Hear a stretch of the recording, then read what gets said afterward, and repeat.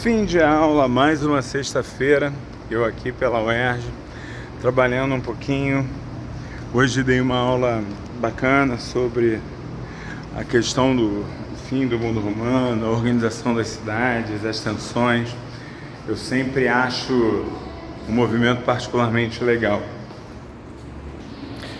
Tem nesse processo alguns conceitos bons de serem explorados para que a gente consiga romper alguns preconceitos que eu acho importante. A primeira delas é trabalhar a noção de centro-periferia, a idealização que a gente tem de quando a gente fala do Império Romano, uma herança que a gente traz da modernidade, de um Império Romano inteiramente estruturado, poderoso, indiscutível, versus uma população que vivia na barbárie e que veio trazer as ondas de destruição para aquele maravilhoso e poderoso mundo romano. Eu busco trabalhar isso dentro de uma outra perspectiva, em primeiro questionando um pouco sobre as próprias cidades romanas, as próprias características das cidades romanas. Depois eu trabalho um pouco sobre como é que os centros de organização da população, as dinâmicas de comércio, como é que isso pode ser estabelecido muito dentro das dinâmicas populacionais e que nem tudo é dirigido dentro de processos governamentais únicos a serem organizados e estruturados. Que as documentações elas devem ser vistas sempre com parcimônia. Afinal, um documento, ele normalmente revela parte de uma sociedade.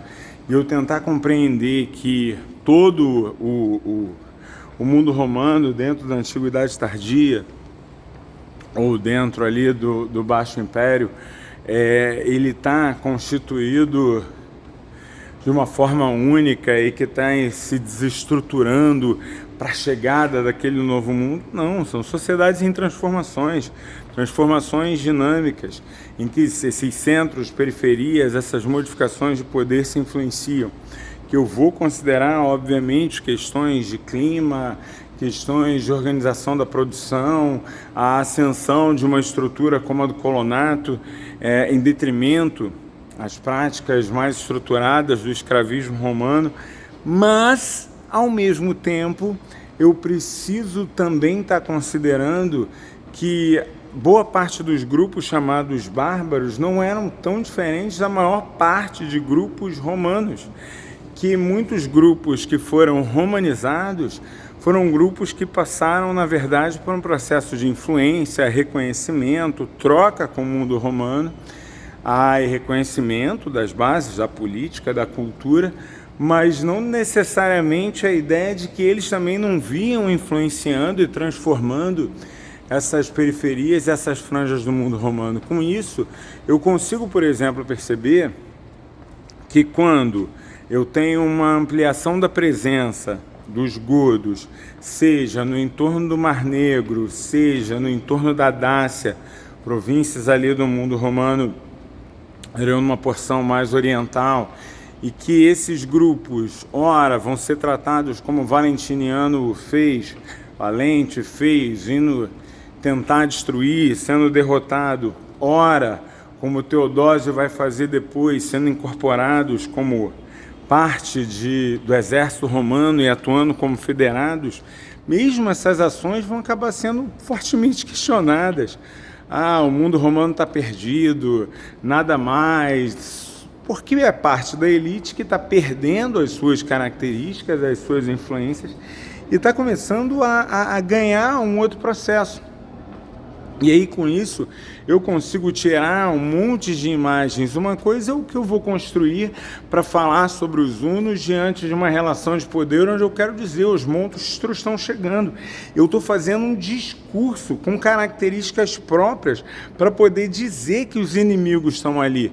E aí eles têm que ser caracterizados como tal, ainda mais se são inimigos fortes. Ao mesmo tempo, os godos vão estar aparecendo ali, ora, como talvez uma referência do que os romanos possam melhorar, ora como, mais uma vez, costumes bárbaros, armados na cidade, essa gente louca, o que a gente vai fazer aqui? Então, é diante desse conjunto de transformações que a gente passa a lidar com o princípio da Idade Média muito longe de uma ideia de invasões de cruéis bárbaros que acabam com o mundo romano e as pessoas fogem da cidade. Muito engraçado como se acredita ainda que a maior parte do mundo romano vivia nas vilas e vivia dentro das cidades. Não viviam. Boa parte do mundo romano sequer se parecia. Eu fico sempre lembrando de Mark Bloch. Será que ainda, quanto tempo a gente vai acreditar que o mundo e toda a cultura ocidental veio de meia dúzia de ilhas estabelecidas no mar Mediterrâneo, começaram a gerar uma cultura... Cara, isso é uma maluquice, é dentro dessa maluquice que eu tento provocar. Eu boto meus alunos para andarem, para poder perceber as urbanidades e as contra-urbanidades. Aqui na UERJ é bom, dá para ver o bairro de Vila Isabel, que é projetado de um lado do outro, o Morro da Mangueira do outro lado. Então você trabalha essa noção dos discursos construídos, os olhares ampliados, enfim. Foi uma aula divertida. Ainda estou empolgado, então resolvi dar um pouquinho dessa aula para vocês também. Se você gostou, curte aí, quem sabe a gente continua trocando e professorando por aí no meu canal. Abraço.